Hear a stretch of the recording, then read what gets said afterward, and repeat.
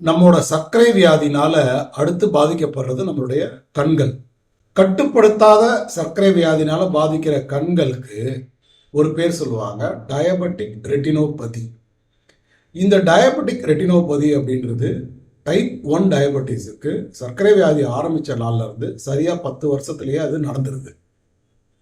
அதே நேரத்தில் டைப் 2 டயபெட்டிக்ல நம்ம டயபெட்டிஸ்னு டயக்னைஸ் பண்ணும் பொழுது 20% பீப்புளுக்கு ஆரம்ப கட்டத்திலேயே கண்கள் பாதிப்படைஞ்சிருக்கு அப்படின்றது ஒரு ஆராய்ச்சி சொல்லுது. இந்த மாதிரி கண்கள் பாதிப்பு அப்படின்றது டயபெட்டிக் ரெட்டினோபதி அப்படின்ற ஒரு ஸ்டேஜ் டைப் 1 டயபெட்டிஸ்லையும் சரி டைப் 2 டயபெட்டிஸ்லையும் சரி நம்மளுடைய கண் பார்வையையே காலி பண்ற அளவுக்கு வீரியம் வாய்ந்தது. அப்போ இந்த டயபெட்டிக் ரெட்டினோபதி அப்படின்றது மிகவும் ஆபத்தானது. ரெட்டினோபதி அப்படின்ற இந்த கண் பிரச்சனை சர்க்கரை வியாதி இருக்கிறவங்களுக்கு மட்டும்தான் வருமானா அப்படி சொல்ல முடியாது. நார்மலாக இருக்கிறவங்களுக்கு கூட வர்றதுக்கு வாய்ப்பு அதிகமாக இருக்கு. அதே நேரத்தில் அதிகமாக வர்றது யாருக்கு அப்படின்னா கட்டுப்படுத்தாத சர்க்கரை வியாதிக்காரர்களுக்கு தான். அதனால தான் மருத்துவர்கள் ஒவ்வொரு தடவையும் சர்க்கரை வியாதிக்காரர்களை செக் பண்ணும்போது அதோட சேர்த்து அவங்களுடைய கண்களையும் பரிசோதனை பண்ண சொல்றாங்க.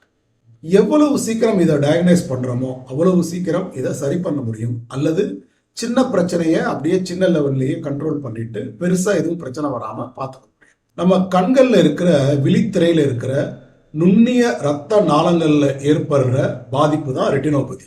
இந்த மாதிரி ரெட்டினோபதின்ற ஒரு ஸ்டேஜ் வந்துருச்சுன்னா கண்களோட விழிகள்ல இரத்த கசிவும் வேறு சில கசிவும் ஏற்பட்டு நமக்கு பார்வை மங்குறதுக்கு நிறைய சான்சஸ் இருக்கு. ஸோ கட்டுப்படுத்த முடியாத டயபெட்டிக், கட்டுப்படுத்தாத டயபெட்டிக், அது டைப் 1 இருந்தாலும் சரி டைப் 2 இருந்தாலும் சரி, அது கண்களை பாதிக்கிற டயபெட்டிக் ரெட்டினோபதி அப்படின்ற கண் பிரச்சனையில போய் நிறுத்தும் அப்படின்றது தெரிஞ்சுக்கணும்.